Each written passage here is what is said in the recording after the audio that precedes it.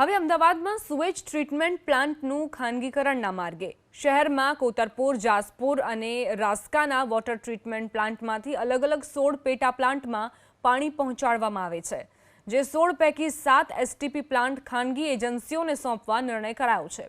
ખાનગી એજન્સીઓને કામગીરી સોંપ્યા બાદ સંપૂર્ણ જવાબદારી એજન્સીની રહેશે। હયાત એસટીપી પ્લાન્ટ 10 થી 15 વર્ષ જૂના છે।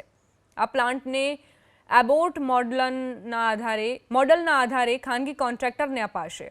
પ્લાન્ટ સોંપાતા સમયે કોન્ટ્રાક્ટરને સૂચના આપવામાં આવશે કે નેશનલ ગ્રીન ટ્રિબ્યુનલના આદેશ અનુસાર પાણીને ટ્રીટ કરવામાં આવે।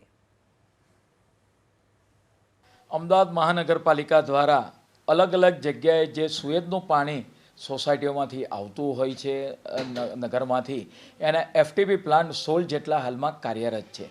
કેટલાક પ્લાન્ટ જે 10 થી 15 વર્ષ જૂના પ્લાન્ટ થઈ ગયા હોય તો એનું રિપેરિંગ કરવાનું થતું હોય છે અને એ પાણીને ટ્રીટ કર્યા બાદ એને નદીમાં છોડવામાં આવતું હોય છે અથવા તો આગળ છોડવામાં આવે છે।